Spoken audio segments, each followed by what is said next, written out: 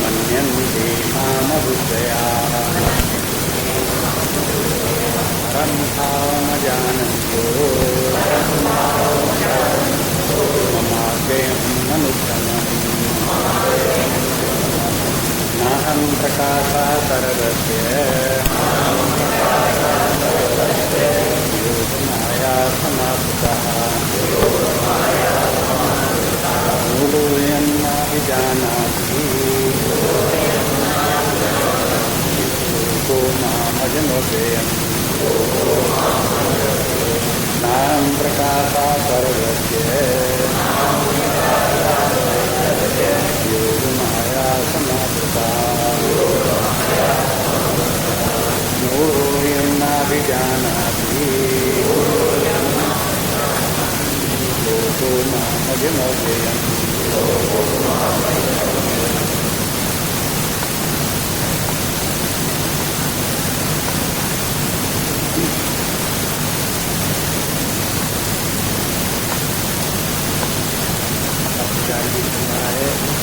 कि सभी लोग परमात्मा को प्राप्त करने को जानने का प्रयास नहीं करते, उस परम पद को प्राप्त करने का प्रयास नहीं करते। एक कारण ये बता दिया, देखो परमात्मा को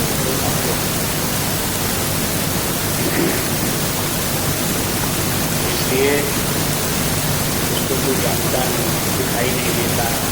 इसलिए जो ऑब्जेक्ट है दिखाई न दे, जानने में न आवे, तो उसके लिए कौन प्रयास करेगा। ये समस्या लोगों के लिए। इसके कल के श्लोकों में भगवान ने बताया कि देखो अव्यक्तम व्यक्ति लोग आज समझे व्यक्त करके व्यक्ति महापरम। इसमें अव्यक्तम प्रतिमापन्नम के अर्थ कई प्रकार हैं। एक बात कल बताई कि परमात्मा तो अव्यक्त ही है, चाहे निर्गुण हो चाहे सगुण, वो अव्यक्त लोग उसे जानते नहीं, उसकी महिमा समझ नहीं आती, सबके लिए वो अव्यक्त ही। सगुण भी परमात्मा को अगर नहीं पहचान पाते तो हमारे लिए तो वो अव्यक्त ही। एक बात ये भी है, दूसरा इस प्रकार से अव्यक्तम प्रतिमापन्नम के माने भगवान को दिखाने खड़े हैं, कहते हैं देखो जैसे और सब ये जीव हैं, प्राणी हैं, मनुष्य हैं, ऐसे करके हमको भी। और वो ये जानते हैं कि जैसे जीव पहले शरीर धारण करने के पहले नहीं दिखाई देता और शरीर धारण कर लिया तो जीव भाव में आ गया तो दिखने लगा। ऐसे करके एक जीव हमको भी समझते हैं कि जन्म होने के पहले मैं नहीं दिखाई देता था, धारण करके उसके सामने एक दूसरे से जैसे अन्य जीव व्यक्ति रूप में आते हैं वैसे मैं भी आ गया। मुझे भी लोग व्यक्ति मात्र समझते, जीव मात्र समझते हैं, भी अर्थ हो गया।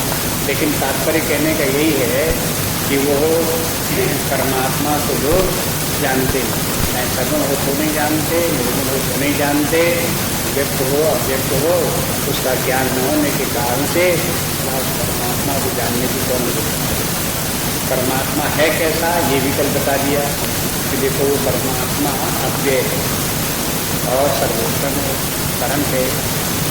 ये परमात्मा के लक्षण करता है, जगह जगह कुछ न कुछ लक्षण बताते रहे, उन सबका संग्रह करना चाहिए। शास्त्र का तरीका ये है कि जहाँ जहाँ परमात्मा के लक्षण प्रसंगानुकूल आ रहे हैं, जैसे इस प्रसंग में आता है कि परमात्मा अव्यय है, अव्यय के मन का जन्म मरण नहीं होता, वो बनता बिगड़ता है, हिस्सा बढ़ता है, ये बताने के लिए अव्यय शब्द दिया। और वो प्रसंगानुकूल भी है, जीव जो है वो जन्मते हैं, मरते हैं, आते हैं, जाते हैं, बढ़ते बिगड़ते हैं, उनका उत्थान पतन होता है।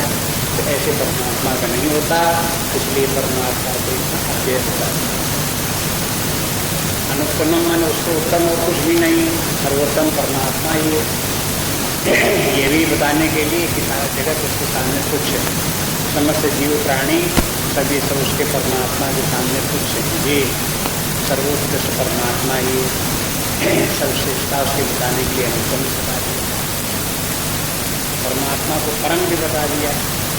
परम के माने है उसके बाद और कुछ भी नहीं, परमात्मा से श्रेष्ठ कुछ नहीं, वो अंतिम वस्तु।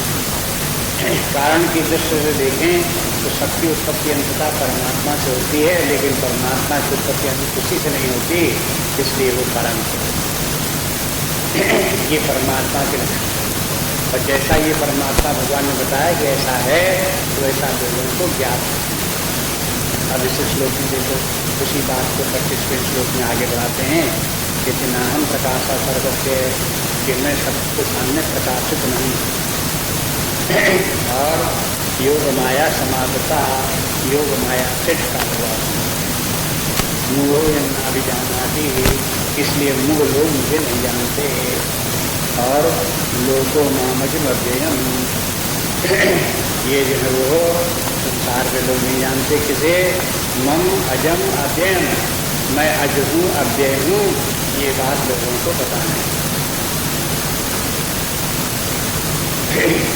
अब फिर देखो यहाँ भगवान कहते हैं ना हम प्रकाशा सर्वस्य, सर्वस्य शब्द वैसे तो ऐसा लगता है कि मैं किसी के सामने भी प्रकट नहीं होता, कहीं प्रकाशित ही नहीं होता, ना हम प्रकाशा सर्वस्य, सब लोगों के सामने कहीं भी मैं प्रकाशित नहीं होता। लेकिन सर्वस्व से थोड़ी सी ध्वनि ये भी है कि हर किसी के सामने मैं प्रकट नहीं होता, हर कोई मुझे नहीं जानता, सब लोग मुझे नहीं जानते, कोई कोई जानता है। जो लोग नहीं जानते वो क्यों नहीं जानते हैं, क्योंकि वो योग माया समावृता, कि मैं योग माया से समावृत, जैसे सूर्य को कोई बादल ढक ले, किसी प्रकार से परमात्मा को योग माया ढके हुए है, इसलिए वो नहीं सकता। अब योग माया क्या है परमात्मा?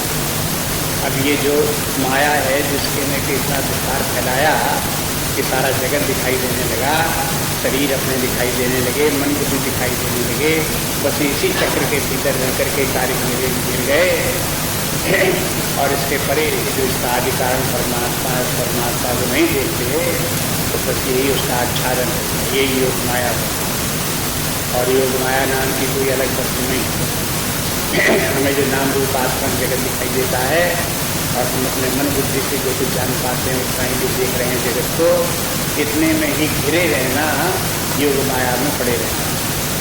इसलिए इस श्लोक के अर्थ इस प्रकार से भी किया जाता है कि परमात्मा योग माया से समावृत नहीं है। मूढ़ोयम, ये जो मूढ़ लोग हैं ये योग माया समावृत हैं। इसका अर्थ इस प्रकार से भी कर सकते हैं कि ना हम प्रकाशा सर्वस्य, कि सब लोगों के सामने मैं प्रकाशित नहीं होता, क्योंकि योग माया समावृता मूढ़ोयम, कि संसार में सब लोग इतने मूढ़ हैं कि वो सब योग माया से आवृत हो रहे हैं। ना भी जाना कि लोगों नाम, इसलिए सारा लोग संसार को नहीं जानता। और बात ऐसा लगाना एक प्रकार से संगत भी लगता है, क्योंकि तुलसीदास जी जब कहते हैं कि परमात्मा लोगों को क्यों नहीं दिखाई देता, तब ये कहते हैं ये है यथा गगन घन पटल निहारी, अंत्यो धान कहाँ को विचारी।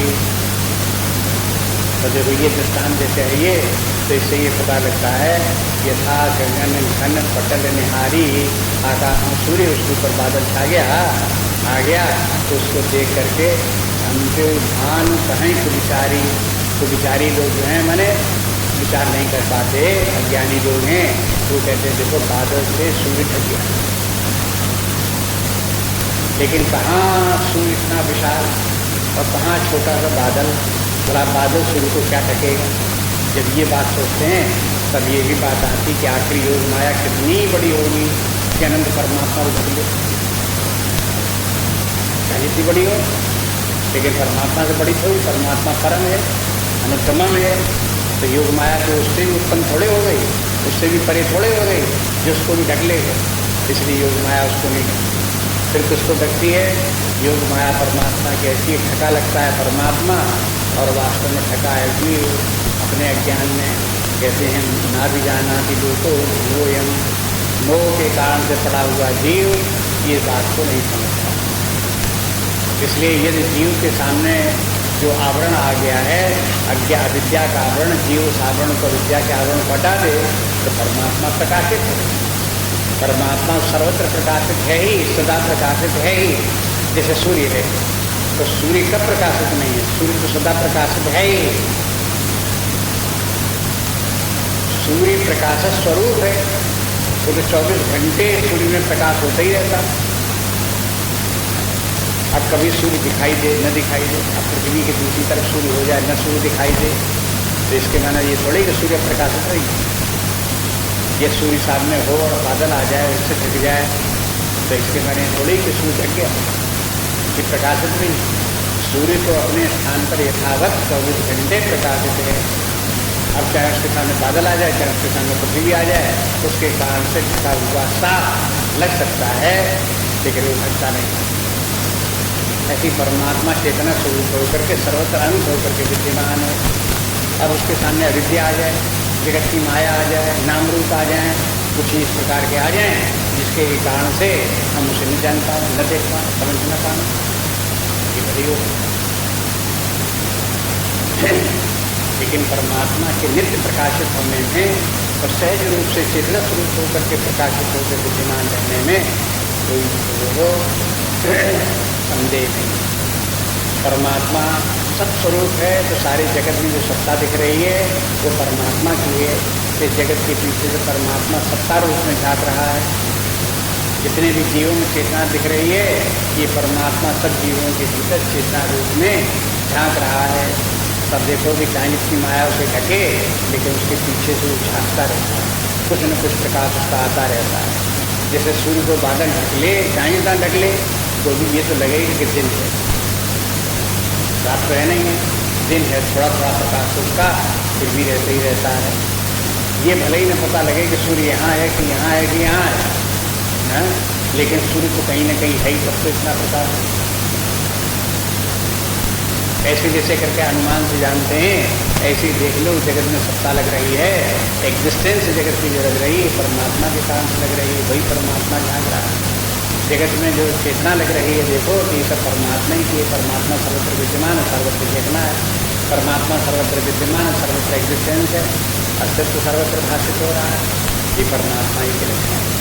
ये कहते हैं लेकिन जो लोग विचार नहीं करते तो लोग मूर्ख हैं। मूर्ख में न विचार न कर सकने योग्य, विचार करने की क्षमता ही नहीं, उन लोगों को फिर ये सब बातें पता नहीं चलती। शास्त्र बता रहा है, भगवान बता रहे हैं, संत लोग बता रहे हैं, जो परमात्मा को जानते हैं वो सब लोग उसके परमात्मा का बखान कर रहे हैं, लेकिन वो लोग नहीं जानते, नहीं जानते तो नहीं जानते क्योंकि विचार नहीं करते, अगर ध्यान नहीं देते तो कैसे जानेंगे।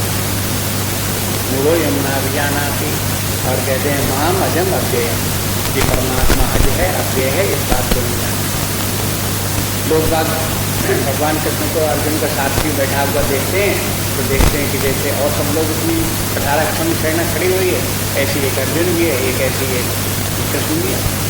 तो उन्हीं में से तमाम वहाँ रथ खड़े हुए थे, सब रथों को चलाने वाले सारथी थे, जैसे एक अर्जुन का सारथी भी है। जैसे सब सारथी जितने थे मनुष्य थे वैसे ही अर्जुन कृष्ण भी एक मनुष्य है, जो अपनी बात जानते हैं, इसके आगे कुछ नहीं जानते। ऐसे ही भगवान कृष्ण की बात है, जितने भी लोगों को देखो तो लोगों को जब किसी को देखो तो इतनी भर दिखाई देता, सबके शरीर दिखाई देते, शरीर दिखाई, शरीरों से इनकी पहचान ये अमुक करती है, शरीर ही शरीरों को देखते हैं। लेकिन थोड़ा सा ध्यान दें तो पता लगता शरीरों के पीछे लोगों की मन बुद्धि है वो भी दिखाई देती है। हम लोगों से जब मिलते हैं तो केवल शरीरों ही से नहीं मिलते, उनके मन बुद्धि से मिलते हैं। हम जानते हैं कि इस व्यक्ति से मिलेंगे तो ये कैसे बोलेगा, कैसे समझेगा, क्या कहेगा, कैसी इसकी भावना है, कैसे इसके विचार हैं, कैसा इसका स्वभाव है, ये जानकर के उसे मिलेगा। मैंने थोड़ा उसके पीछे ये भी दिखाई देता, बस बहुत हुआ तो इतना तक दिखाई देगा। मनुष्य का शरीर दिखाई देगा और मनुष्य का स्वभाव दिखाई देगा, इतने से अपना व्यवहार का काम चलता रहता है। लेकिन जब परमात्मा को देखना तो ये देखना पड़ेगा शरीर के पीछे और स्वभाव के पीछे, हर व्यक्ति के पीछे विद्यमान चेतना एक है, जो चेतना के सत्य अंतःकरण में प्रतिबिंबित होकर के अलग अलग चेतना लग रही है, वहां पर ध्यान नहीं जाता। ये अनंत चेतना सर्वत्र विद्यमान, तो सबके अंदर वो परमात्मा विद्यमान क्यों नहीं दिख रहा है? हमें दिख उनका शरीर रहा है, तो शरीर की तरफ हमारा ध्यान है, परमात्मा की तरफ ध्यान है। लोगों के स्वभाव दिख रहे हैं, उनकी तरफ हमारा ध्यान है, परमात्मा की तरफ ध्यान है। बस इसी का नाम योग माया है। कौन सी बड़ी योग माया है? अगर हमारा ध्यान उधर तरफ जाए कि एक अव्यय सत्ता भी तो सर्वत्र विद्यमान है, अविनाशी तत्व भी सर्वत्र विद्यमान है, जिसकी न उत्पत्ति होती न विनाश होती। ये जगत जीव ये सब जन्मते हैं, मरते हैं, बनते हैं, बिगड़ते हैं, लेकिन इनके पीछे एक सत्ता, चेतन सत्ता विद्यमान है, जो कि न बने न बिगड़े, उत्पन्न हो जाए। इसलिए अज शब्द भी यहाँ दे दिया, माम अजम अव्यय। अजम के मन उत्पत्ति नहीं होती, बेमन मरण नहीं होता, न जिसका जन्म होता है न उसका मरण होता है, न वो बनता है न वो बिगड़ता है, न आता है न जाता है, सर्वत्र एक समान विद्यमान रहता है। ये परमात्मा का रूप हो गया। तो परमात्मा को जानने के लिए एक बात देखो, ये युक्ति है परमात्मा को जानने कि परमात्मा अज अव्यय है, अनादि अनंत है, उत्पन्न और विनाश उसका नहीं होता, नित्य विद्यमान है। इस परमात्मा के लक्षणों को भूलो। आप जगत में जब देखोगे तो हर चीज़ बनती बिगड़ती दिखेगी, शरीर बनते बिगड़ते दिखाई देंगे, सारी सृष्टि बनती बिगड़ती दिखाई देगी, लेकिन उसके बाद ये बनती बिगड़ती जितनी भी रचना मिले, जैसे मन बुद्धि भी बनते बिगड़ते दिखाई दे, तो उसके भी पीछे कहीं कोई वस्तु ऐसी भी मिलेगी जो बनती बिगड़ती नहीं है, सदा एक समान बनी रहती है। लेकिन जो ढूंढेगा उसे ऐसी वस्तु दिखाई दे, और जो न बनती न बिगड़ती ऐसी वस्तु मिल गई तो समझ वो परमात्मा तक पहुँच गए, वही परमात्मा तक पहुँच गए।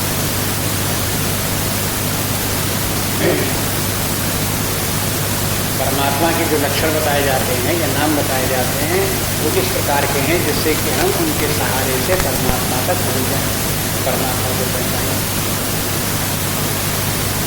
अगला इसको करते वेदांतम गीतानि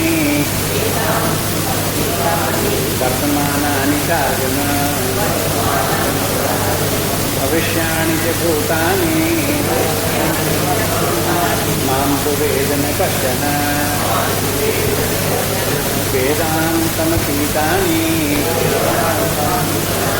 वर्तमानानि चार्जुन भविष्याणि च भूतानि मां तु वेद न कश्चन।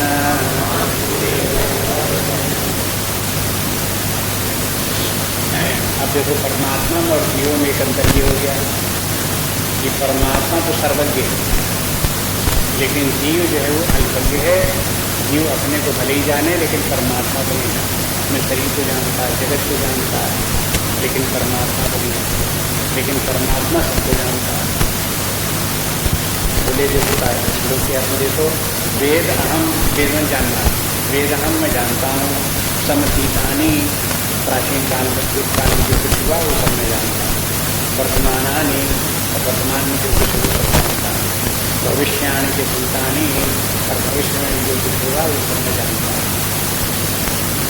ये तो परमात्मा की बात है। परमात्मा त्रिकालज्ञ है, ये बात को बताने को तीनों लक्षण, तीनों काल का ज्ञाता परमात्मा।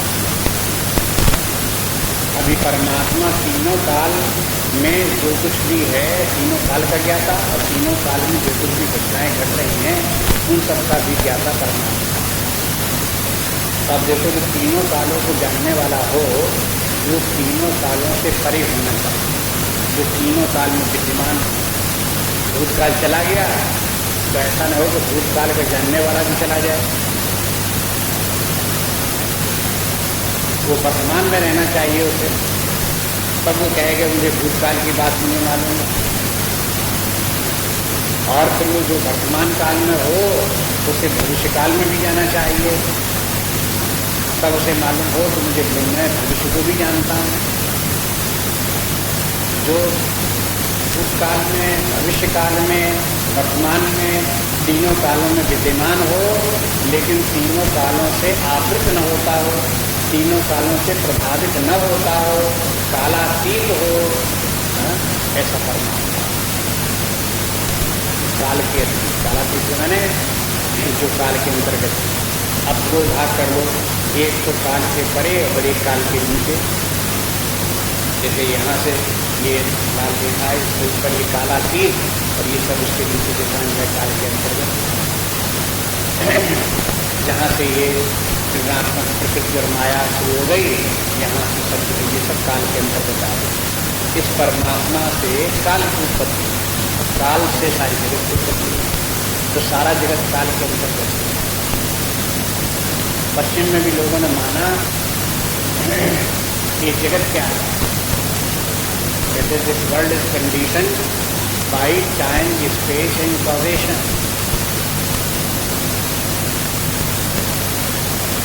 Condition by time, space and causation. ये जगत है समय के अंतर्गत है और स्पेस के अंतर्गत है, और तीसरी बात इसमें कार्य कारण का ये कारण है, कार्य है, कारण है, तो दूसरा कार्य कॉज इफेक्ट, कॉजेशन ना कॉज इफेक्ट रिलेशन, ये जगत में खबर है। तब जहाँ पर ये टाइम स्पेस कॉजेशन न हो, इसके बाहर निकल गए तो फिर परमात्मा, मैंने परमात्मा कैसा है, न वहाँ टाइम न स्पेस,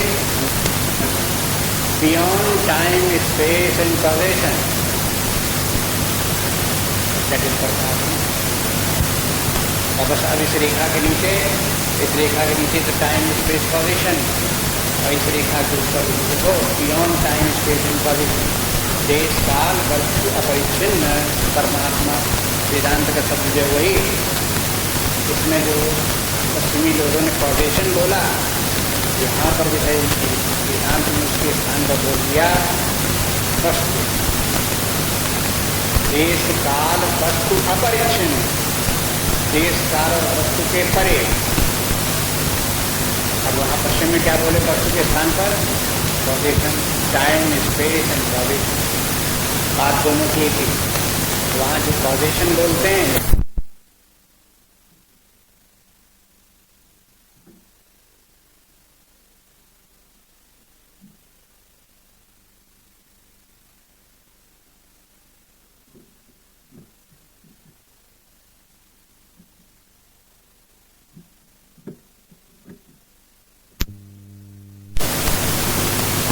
वस्तु भी क्या है, जितनी भी वस्तुएं जगत के हैं सब लोग कॉज इफेक्ट से प्रभावित।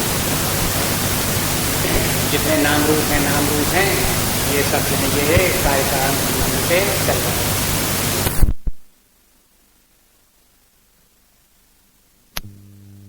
तो वस्तु कहो चाहे कॉजेशन से प्रभावित इस प्रकार से, लेकिन परमात्मा बियॉन्ड टाइम,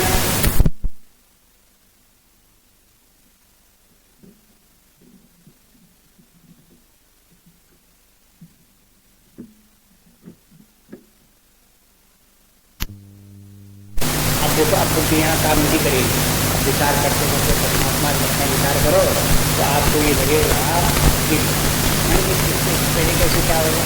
अगर समय के पहले भी अगर कुछ है तो इसके माने समय के द्वारा ही तो आप बता रहे हो कि समय के पहले है। समय के पहले भी तो समय ही होगा जिस समय वो परमात्मा विद्यमान है। अगर मैंने परमात्मा से काल की उत्पत्ति हुई, काल की उत्पत्ति हुई और काल की उत्पत्ति होने के पहले तो पहले के माने क्या, काल नहीं, पहले पीछे क्या होता है, काल ही तो होता है। ऐसे बुद्धि में बात क्यों आती है, ये शंका मन में क्यों बुद्धि में उत्पन्न होती है? क्योंकि हमारी बुद्धि कंडीशन है टाइम से, हमारी बुद्धि जो है वो टाइम के बियॉन्ड नहीं जा सकती। ये हमारी बुद्धि की सीमा है। बुद्धि की समस्या ये है कि ये कालातीत वस्तु का चिंतन नहीं कर सकती। आएगी अगर बुद्धि कालातीत हो जाए तो बुद्धि ही न रहे, शांत हो जाए, वृत्तिहीन हो जाए। परमात्मा जैसे वृत्तिहीन है उस प्रकार की बुद्धि उसकी वो बुद्धि तो काम तभी तक कर रही है ना, कुछ अखाड़ लगाए हुए है, सोच विचार में वो लगी हुई है, जब तक वो काल के अंतर्गत है। काल के अंतर्गत है तो सब परिवर्तन हो सकता है, काल के अंतर्गत रहेगा तो बुद्धि की शक्तियाँ बदल सकती है। अगर काल के बाहर चली जाए तो शक्ति में कोई परिवर्तन ही नहीं आएगा, अच्छा बदलाव ही नहीं आएगा, बुद्धि नहीं बदलेगी, जब बुद्धियाँ नहीं बदलेंगी तो विचार नहीं आएंगे, यानी बुद्धि की प्रक्रिया काम करने की समाप्त हो गई। देख लो इस प्रकार है कि नहीं, समझने की कोशिश करो। इसलिए परमात्मा जो है वो देश काल और वस्तु के परे है। उसके परे होने के कारण जब उसी से काल की उत्पत्ति हुई, जब उसी से काल की उत्पत्ति हुई तो भूतकाल, वर्तमान काल, भविष्य काल, तीनों काल उसी से उत्पन्न हुए। उसके सामने है दूसरा उदाहरण, एक अपने उदाहरण से ले लो, अपने अनुभव से। जैसे जागृत स्वप्न सुषुप्ति की तीन अवस्थाएं। जब जागृत अवस्था है तब स्वप्नावस्था नहीं, और अगर स्वप्नावस्था आ जाए तो जागृतावस्था नहीं, और जागृतावस्था आ जाए तो सुषुप्तावस्था नहीं, सुषुप्तावस्था आ जाए तो स्वप्नावस्था नहीं। अरे भाई तीन में से एक अवस्था रहेगी, दूसरी दो अवस्था गायब रहेंगी। लेकिन इन तीनों अवस्थाओं में जो सुषुप्तावस्था था तो सुषुप्तावस्था समाप्त हो गई, और सुषुप्तावस्था का जो अनुभव जिसे हो रहा था वो भी समाप्त हो गया। अब स्वप्नावस्था आई तो स्वप्नावस्था का अनुभव करने वाला एक नया आ गया। अगर ऐसा अगर हम माने तो फिर ये ज्ञान कैसे हो रहा है कि तीन अवस्थाएं, जागृतावस्था के साथ जागृतावस्था वाला चला जाता, स्वप्नावस्था के साथ स्वप्नावस्था आ जाते, सुषुप्तावस्था वाले के साथ सुषुप्तावस्था वाला आ जाता। तीनों अलग अलग होते, एक के बाद होते, तो फिर तीनों कालों का ज्ञान नहीं होता। तीनों कालों का ज्ञान हमको तभी होता है कि हम तीनों कालों में हम ही रहते हैं, हम ही सुषुप्तावस्था में थे, हम ही स्वप्नावस्था में थे, हम ही जागृतावस्था में, तब कह सकते हैं कि तीन अवस्था। इसी प्रकार से जो इन तीनों कालों में, भूत भविष्य वर्तमान तीनों कालों में एक समान विद्यमान रहे, जिसका कहीं अभाव न हो, तो काल हो या न हो वो फिर भी विद्यमान रहे, तब वो तीनों कालों का ज्ञाता है। तीनों कालों को ज्ञाता मैंने बता करके ये बता दिया कि परमात्मा देश काल वस्तु अपरिचिन्न है और इनके जगत के परे है। ऐसा परमात्मा सर्वव्यापी परमात्मा सत्ता जो वो हो तो परमात्मा है। तो परमात्मा का लक्षण हो गया ये एक प्रकार कि जब उन्होंने बता दिया वेदांत संगीतानी वर्तमानी, तो इस समय परमात्मा का एक लक्षण हो गया परमात्मा।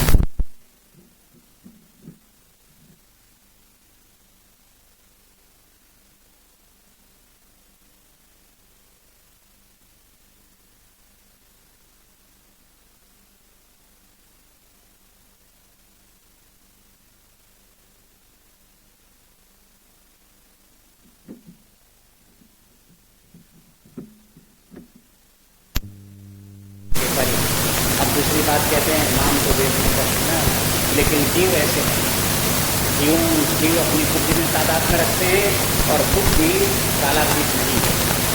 बुद्धि जो है वो अब देखो अपने व्यक्तित्व में आप देखोगे तो बुद्धि ऐसी है कि थोड़ा भूतकाल में जाती है, थोड़ा भविष्यकाल में भी जाती है, लेकिन मन जो है केवल वर्तमान काल में रहता है, इंद्रियां केवल वर्तमान काल में रहती है, शरीर केवल वर्तमान काल में रहता है। शरीर हमारा जो है वो भूतकाल में चला जाए, 10 वर्ष पहले जो अवस्था थी शरीर उसमें चला जाए, जा सकता है। आगे आने वाली 10-5 वर्ष की अवस्था हो उसमें शरीर चला जाए, नहीं जा सकता वर्तमान में। ऐसी इंद्रियां जो है वर्तमान को ही देखें, जो दिखाई दे रहा है वर्तमान का देख लो। अब अगर एक क्षण के पहले की बात की आप उसे नहीं देख सकते, कल की बात को आप देखना चाहते हो आपको नहीं दिखाई दे। यही है इंद्रियों से वर्तमान को दिखाई दे। इसी तरह से इंद्रियों से आप चाहो कि आने वाला जो कल है तुम्हारो जो आज हमें दिखाई दे जाए तो नहीं दिखाई दे, क्योंकि इंद्रियां जो वर्तमान में भूतकाल में जाना है उस काल में, और इंद्रियों का जो स्वामी मन है वो भी इसी प्रकार से इंद्रियों के अधीन इंद्रियों के साथ काम करने वाला है, जो भी वर्तमान में काम करते हैं। लेकिन मनुष्य एक ऐसा प्राणी है जिसको परमात्मा की थोड़ी झलक मिलती रहती और वो बुद्धि के द्वारा मिल जाती है। बुद्धि एक ऐसी सत्ता है जो थोड़ा भूतकाल में भी जाती है, थोड़ा भविष्यकाल में भी जाती है, तो वर्तमान में भी रहती है। कल की बात अगर याद करना चाहें तो याद आ जाएगी, कैसे? बुद्धि के द्वारा। अब जो कुछ कल हुआ, जो कुछ आज हुआ, उसके लिए हम ये भी अनुमान लगा सकते हैं कि कल आएगा, जैसा दिन आज है ऐसे कल भी सूरज निकलेगा, कल भी हम उठेंगे, कल भी इस प्रकार काम होगा। इस प्रकार की सोचती बात। जब हम प्लानिंग करते हैं अगले साल भर की प्लानिंग, तो किस आधार पर करते हैं? बुद्धि के द्वारा हम भविष्य को देखते हैं और उसके आधार पर प्लानिंग बनाते हैं। लेकिन भविष्य को हम बिल्कुल क्लियर नहीं देख पाते। प्लानिंग हम बनाएंगे और उसमें कुछ और ही हो, और जो हम सोच रहे वो हो ही ना पाओ। जिसके माने मनुष्य की जो है ये है भूत भविष्य का ज्ञान, वर्तमान का ज्ञान थोड़ा थोड़ा, जिसमें जीव अल्पज्ञ है, ईश्वर सर्वज्ञ है। अल्पज्ञ और सर्वज्ञ। अल्पज्ञ का उदाहरण आपके सामने, जैसे भूत भविष्य वर्तमान का ज्ञान जीव को है लेकिन अल्प ज्ञान, लेकिन परमात्मा सर्वज्ञ है, उसे सर्वज्ञान है।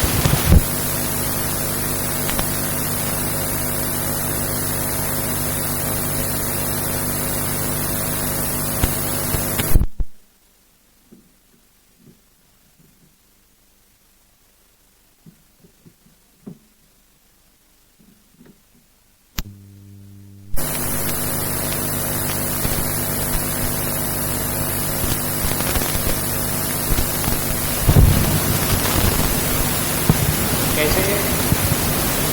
जैसे मान लो एक स्कूल में एक अध्यापक पढ़ाता, MA PhD है, और स्कूल में पढ़ने वाला छात्र 8वीं 10वीं में पढ़ रहा है, कोई भी सब्जेक्ट जिसमें मैथमेटिक्स वगैरह में पढ़ा रहा हो, केमिस्ट्री फिजिक्स पढ़ा रहा हो, तो वो तो अध्यापक को जानता है कि लड़के ने कहाँ तक सीखा और कहाँ तक इसे आया। लेकिन लड़का छात्र ये नहीं बता सकता कि अध्यापक कितना जानता है, क्यों नहीं जानता? छात्र अल्पज्ञ है, इसलिए वो अध्यापक की सारी बातों को नहीं जानता, वो कहाँ तक पढ़ा है, क्या क्या पढ़ा है, क्या क्या और जानता है। वो रोज रोज नई नई बात पढ़ाता चला रहा है, लेकिन छात्र ने पता नहीं आखिरी जानता कहाँ तक जो रोज पढ़ाता चला है नहीं भगवान क्या कहाँ तक जानता हो। अरे जिसने वो जो जानने की चीजें हैं उसने जानी ही नहीं उस छात्र ने, तो भला कैसे पता चला कि कहाँ तक जानता?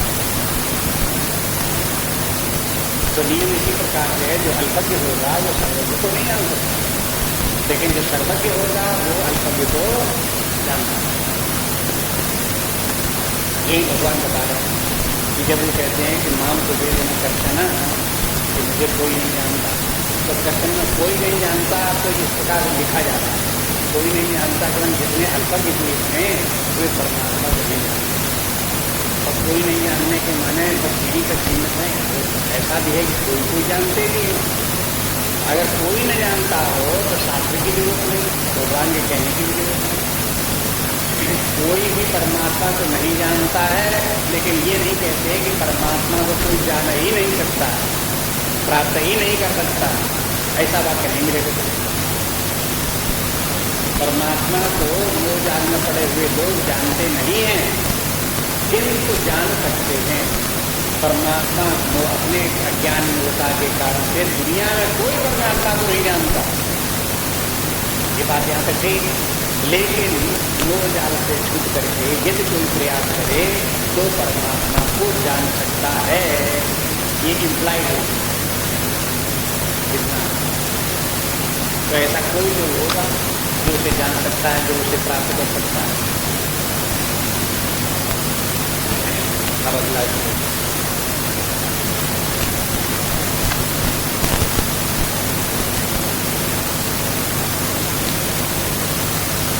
इच्छा द्वेष समुत्थेन द्वन्द्वमोहेन भारत सर्वभूतानि सम्मोहम् सर्वे हन्ति परन्तप इच्छाद्वेषसमुत्थेन द्वन्द्वमोहेन भारत सर्वभूतानि सम्मोहम् सर्वे हन्ति परन्तप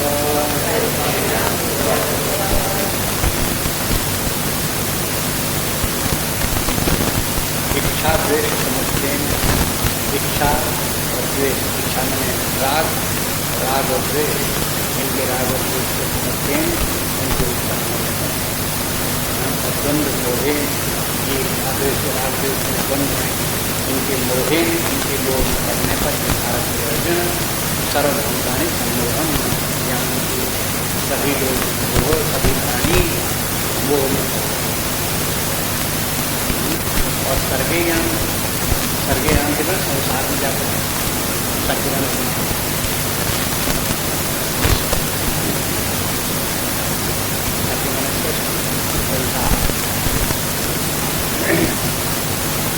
अब देखो ये बताते हैं कि परमात्मा को सब जीव मनुष्य के परमात्मा को क्यों नहीं जानते। परमात्मा अव्यक्त है इसलिए नहीं जानते। परमात्मा सफल्य है उसको नहीं जानते। जीव जो है वो अल्पज्ञ है ये परमात्मा को नहीं जानता। और ये भी बात सही है कि जीव को परमात्मा दिखाई नहीं देता है इसलिए परमात्मा को जानने का प्रयास भी नहीं करता है। लेकिन आखिरकार जब परमात्मा को प्राप्त करने के लिए साधन हैं शास्त्र हैं संत हैं युक्तियाँ हैं उपदेश हैं उनके द्वारा व्यक्ति अपने सीमाओं से बाहर निकल करके परमात्मा को जान सकता है तो क्यों नहीं जानता। तो उसका भी कारण बताते हैं। भले ही जान सकता हो तो भी नहीं जान सकते जानने का प्रयास ही नहीं करते। क्यों नहीं करते क्योंकि सब अपने अपने संसार में घिरे हुए हैं लिप्त हैं मोह जाल में पड़े हुए उससे उनको छुटकारा नहीं इसलिए नहीं। अब ये देखो यहाँ पर जो ये लोग संसार का वर्णन करते हैं शंकराचार्य जी कहते हैं कि संसारा स्वप्न बुद्धि राग द्वेषादि संकुला। संसार क्या है स्वप्न के समान और वो संसार क्या है राग द्वेष से संकुल है। संकुल मन भरपूर है। जहाँ हमारे अंदर जो राग द्वेष हैं वे राग द्वेष ही संसार है इन्हीं से संसार है। कहीं राग है कहीं द्वेष है। जहाँ राग जहाँ द्वेष ये हो जाए द्वंद्व राग द्वेष के द्वंद्व के बीच में रहने वाले व्यक्ति जो है वो संसार में ही बात कर रहे हैं उसी में रह रहे हैं। ऐसे लोगों को परमात्मा का ज्ञान इस श्लोक में भगवान ने अपने ढंग से उसी बात को शंकराचार्य की बात है तो अपने ढंग से इस प्रकार से कही इच्छा द्वेष मुक्त भाई इच्छा द्वेष उत्पन्न हो गया तो फिर क्या करें। इच्छा द्वेष उत्पन्न राग द्वेष पैदा हो गया। जब राग द्वेष पैदा हो गया तो द्वंद्व मोहिन भारत तो इन द्वंद्वों ने व्यक्ति को मोहित कर दिया। अभी राग द्वेष द्वंद्व है ये भी बता दिया यहाँ से। राग द्वेष ही द्वंद्व राग द्वेष पर ही समाप्त नहीं होता। राग द्वेष बस वहीं काम खत्म हो जाए तो नहीं होगा। जब राग द्वेष होगा तो उससे प्रेरित होकर के व्यक्ति शुभाशुभ कर्म करेगा। जब शुभाशुभ कर्म करेगा तो उसका परिणाम परिपाक होकर के पाप पुण्य बनेगा। जब पाप पुण्य का परिपाक होगा तो सुख दुख उसका फल बनेगा। ये द्वंद्व की श्रृंखला है। इस प्रकार क्रम से द्वंद्व आगे बढ़ता जाता है। दो दो दो दो दो करता चला जाता है।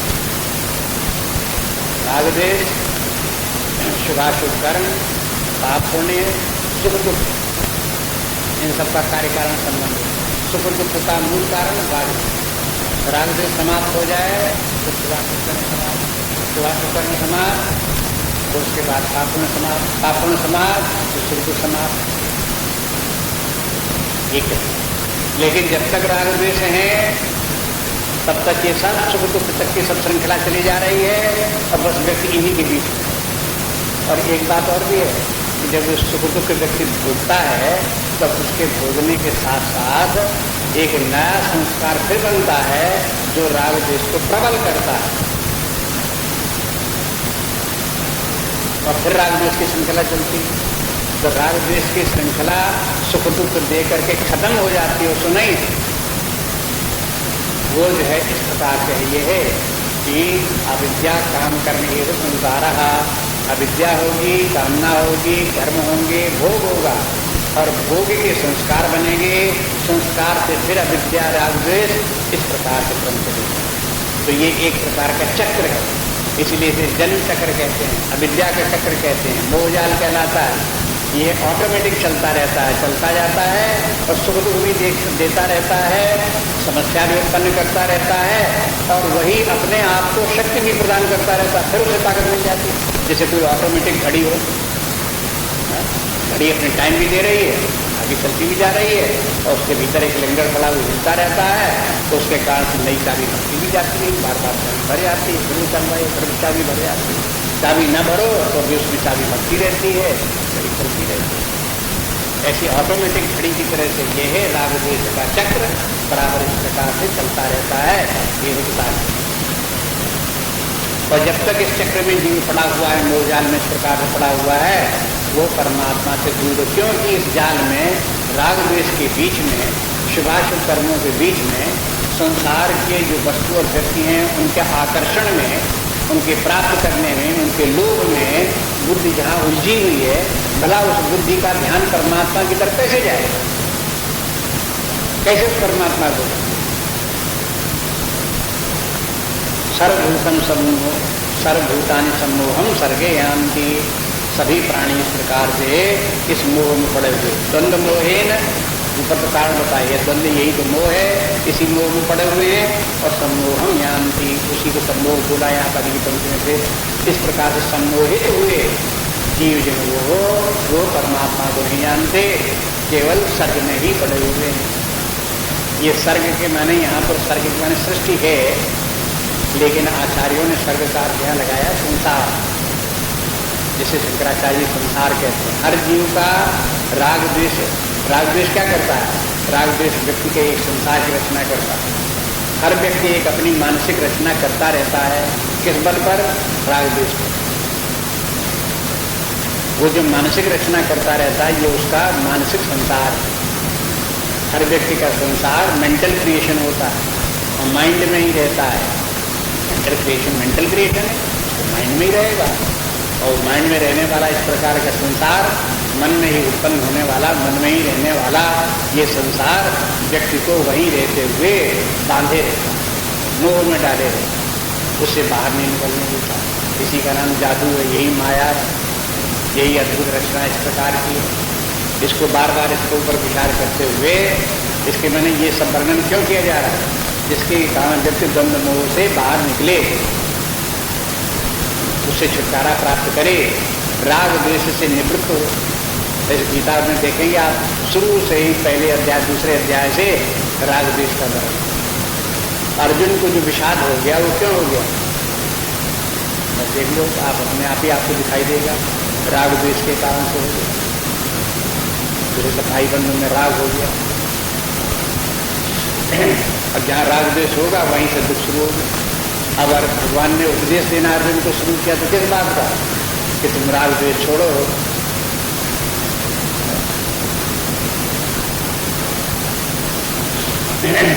तो यही शिक्षा इस श्लोक में भी, राग द्वेष को छोड़ो। जब तक राग द्वेष रहेगा तो अपने मानसिक रचना बनाए हुए आप मानसिक कल्पनाओं में उसी में आप जीते रहोगे, उसी को प्रधानता आप देते रहोगे, उसी को सत्य माने रहोगे, उसी के बीच में घिरे रहोगे, उससे बाहर नहीं निकल सकते। उससे बाहर निकलने के लिए राग द्वेष, और कोई गीता ही छोड़ो, आप चाहे रामायण पढ़ो, चाहे भागवत पढ़ो, चाहे और कोई ग्रंथ देखो, उन सब ग्रंथों में ये राग द्वेष से निवृत्त होने के लिए कहा गया। वैसे तो राग द्वेष का भी कारण अविद्या है, लेकिन अविद्या की तरफ ध्यान नहीं जाता। जब राग द्वेष का नाम ले दो तो लोगों को पहचान में आने लगता है, क्योंकि अविद्या जो पहले थी वो तो कारण शरीर, अविद्या अविद्यात्मक कारण शरीर है, और कारण शरीर बुद्धि के परे होने के कारण दिखाई नहीं देता। इसलिए अविद्या तो दिखाई नहीं देती, लेकिन अविद्या के प्रभाव बाद में जब असर यहाँ मन बुद्धि के ऊपर पड़ता है और यहाँ राग द्वेष जब उत्पन्न होते हैं तब वो दिखाई देने लगते हैं।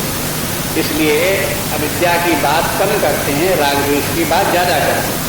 और जब व्यक्ति को प्रयास भी करना चाहिए तो अविद्या को दूर तो करेगा बाद में, पहले उसे राग द्वेष छोड़ना पड़ेगा। बिना राग द्वेष छोड़े उसकी अविद्या जाएगी। इसलिए तीसरे अध्याय में भगवान ने कह दिया कि पहले राग द्वेष छोड़ने की कोशिश करो।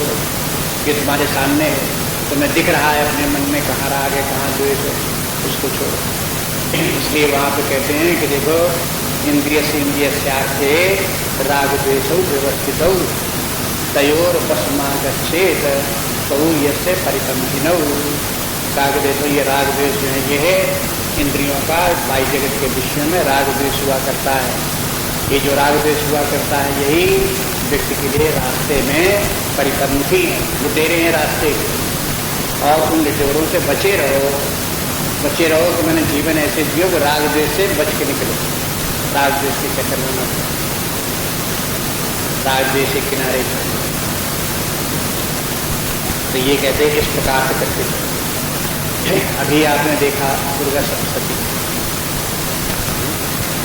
उसमें भी देखते हैं कि एक आता है मधु, एक आता है कैटव, और ये सब ब्रह्मा जी को मारने लगते हैं, मारने की धमकी देने लगते हैं। ये क्या है? इसी श्लोक की व्याख्या है। पूरा एक अध्याय बन गया राग द्वेष के ऊपर। मधु कैटव राग द्वेष, समुत्थेन राग द्वेष समुत्थेन, पैदा हो गया राग द्वेष, समुत्थेन मन पैदा हो जाना, उत्पन्न हो जाना। हुआ क्या कि भगवान नारायण तो सो रहे थे योग निद्रा में, और बस उनके जो है कर्णमलोद्भूतम, भगवान के काम से राग द्वेष निकल गए। कान का मैल था राग द्वेष, और उससे राग द्वेष निशाचर हो गए। और वो निशाचर क्या करने लगे? ब्रह्मा जी को धमकाने लगे कि उनको मार डालें। तो ये राग द्वेष पैदा हुए, और ब्रह्मा जी बुद्धि, समस्त बुद्धि का नाम ब्रह्म है। तो राग द्वेष उत्पन्न होगा तो बुद्धि को खराब करेगा, किसी को धमकाएगा।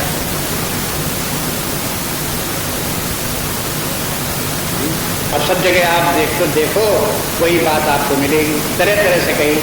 अब संतों की महिमा यही, वे देखो एक बात को कितने तरह से लोगों को समझाने की कोशिश करते, कैसे भी समझ में आवे।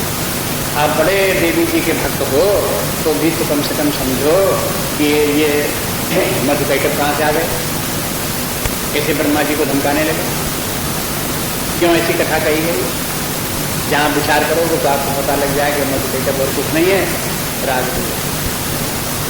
विष्णु कर्णमलोद्भूतौ अंतम ब्रह्मांड मुद्यतौ, अंतम ब्रह्मांड मुद्यतौ, ब्रह्मा जी को मार डालने के लिए उद्यत हो। इतनी बात से आप समझ लो कि अगर अपने भीतर राग द्वेष उत्पन्न हो गए तो हमारी बुद्धि को ही नष्ट करने के लिए उद्यत हो जाएंगे। अपनी बुद्धि की रक्षा करो। तो ब्रह्मा जी ने अपनी रक्षा करने के लिए भगवान का स्मरण किया कि भाई योग निद्रा का स्मरण किया। योग निद्रा से कहा कि भाई भगवान को जगने दो, तुम जरा उनकी आंखों से पलकों से हटो। तो भगवान जागे, जब भगवान जगे तो फिर वो उठें, तो फिर राग द्वेष को मारें। तो ऐसे ही राग द्वेष से बचने के लिए परमात्मा दिशा लो। जब तक आप जगत की तरफ, विष्णु की तरफ देखते रहोगे, शब्द स्पर्श रूप रस की तरफ देखते रहोगे, इनका संग्रह करते रहोगे, इनके भोग में लगे रहोगे, इन्हीं को सब कुछ मानोगे, तब तक राग द्वेष बल प्राप्त करते रहेंगे, बलवान बने रहेंगे। और जहाँ आप इनकी तरफ से मुख मोड़ करके बुद्धि परमात्मा की तरफ देखे, आत्मा की तरफ देखे, तो बस ये राग द्वेष को दुर्बल होने लगे, फिर राग द्वेष का बल नहीं चले, ये समाप्त हो जाए। इस बात को समझ करके इसको इस श्लोक में भगवान ये समझाना चाहते हैं कि राग द्वेष से बचो।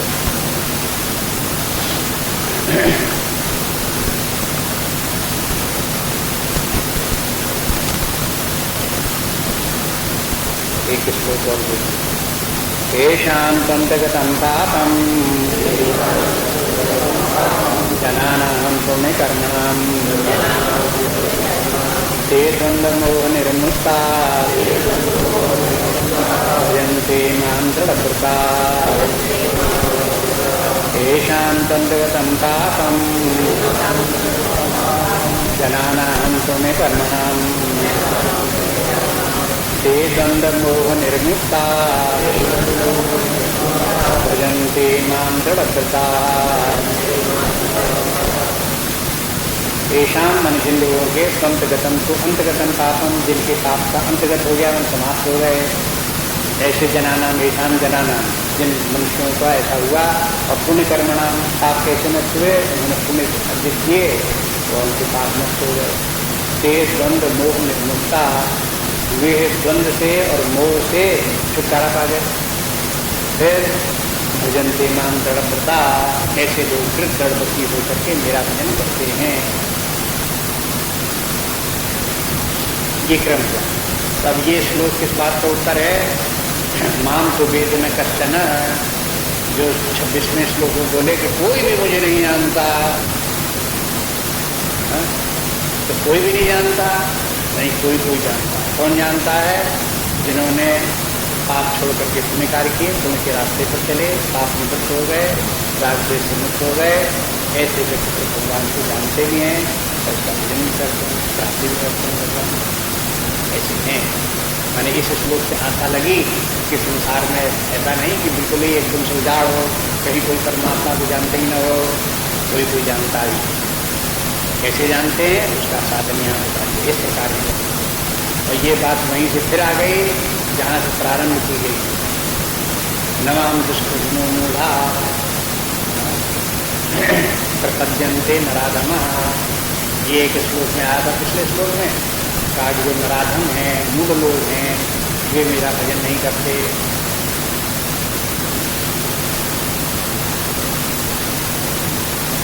नमाम दुष्कृतिना, जो दुष्कृति है मैंने पाप कर्म करने में, अशुभ कार्यों में लगे हुए हैं, वे मेरा भजन नहीं करते। और चतुर्विधा भजन ते नाम, अब 4 प्रकार के लोग कौन? वैसे 4 प्रकार थे कि जो सुकृतिना अर्जुन, जो सुकृति हैं जो। तो अब यहाँ पर फिर इस श्लोक में आ गए कि बस यहीं से विवेक यहीं से शुरू करो। दुष्कृत सुकृत, दुष्कृति होंगे परमात्मा से दूर हो गए, सुकृति होंगे तो फिर परमात्मा की तरफ आगे बढ़ेंगे और परमात्मा का भजन करेंगे, परमात्मा को प्राप्त भी करेंगे। माने वो जो वहां से प्रसंग प्रारंभ हुआ था, मान लो उसका उपसंहार यहाँ, वहां क्यों कहा था नमाम दुष्कृतिनो भजन्ते, उनका सबका विस्तार यहाँ तक हो गया। इसलिए जो दुष्कृति मूल लोग हैं, वो लोग मोहजाल में, राग द्वेष में से ज्यादा फंस जाते हैं कि उनका ध्यान फिर परमात्मा की तरफ नहीं होता।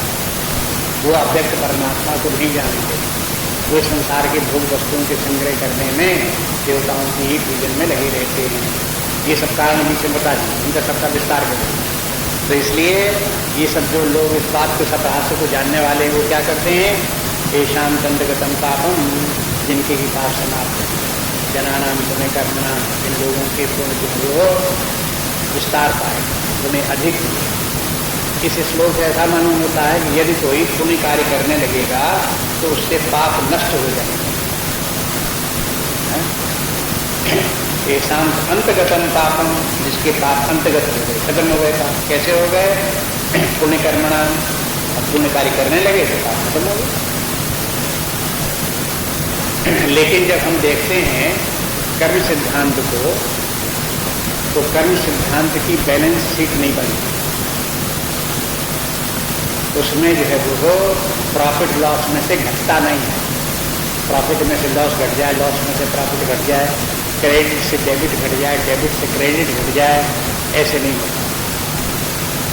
पुण्य अधिक हो जाए और पाप थोड़े हो जाए तो उतने पाप पुण्य में से घटा दिए गए, तो पाप पुण्य थोड़ा रह गया, बाकी पाप के में चला गया तो थोड़ा पुण्य रह जाए। अथवा पाप बहुत ज़्यादा हो, थोड़े से पुण्य हो, तो थोड़े से पुण्य पाप को थोड़ा सा घटा दें। जितना पाप था थोड़े के बल से पाप थोड़ा घट गया, ऐसे हो जाता हो तो ऐसे बैलेंसिंग नहीं होती। फिर क्या होता है? पुण्य का फल अलग होता है, पाप का फल अलग होता है। बस ये हो सकता है कि व्यक्ति पाप करना बंद कर दे तो पाप अपना फल देते देते देते देते एग्जॉस्ट हो जाए और व्यक्ति पुण्य कार्य करने लगे तो फिर पुण्य कार्य बढ़ते जाए और उसी का फल मिलने लगे। ये कर्म विधान, इसलिए कर्म विधान को भी ठीक ठीक समझना चाहिए।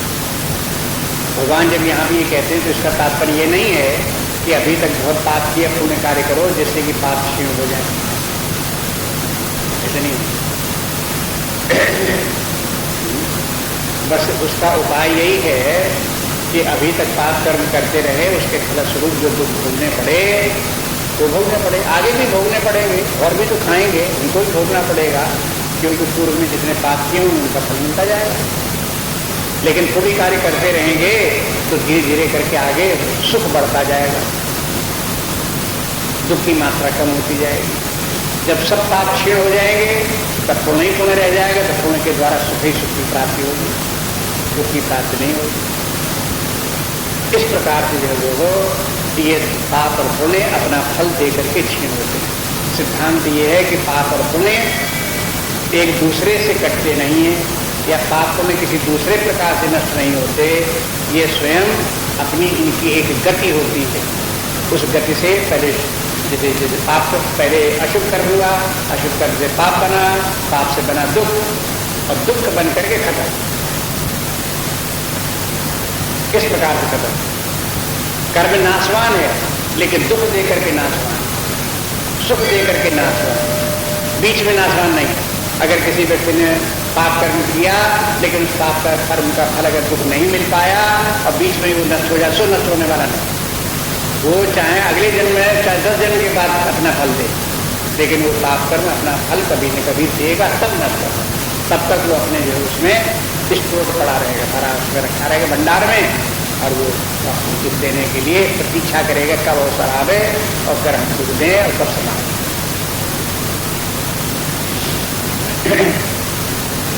इसलिए यहाँ कहने के तात्पर्य भगवान कहिए कि व्यक्ति को चाहिए कि पाप कर्म करना बंद करे, पुण्य कार्य में ही लगे, शुभ कार्य में लगे, अशुभ कार्यों में प्रवृत्त न हो। धीरे धीरे करके वो पापों से और दुखों से छुटकारा पाए, धीरे धीरे करके उसको पुण्य बढ़ेंगे। जैसे जैसे अब उसके बाद सिद्धांत ये हो गया कि जैसे जैसे पुण्य बढ़ेंगे वैसे वैसे व्यक्ति का तमोगुण रजोगुण क्षीण होगा, सत्वगुण की तरफ आगे बढ़ेगा।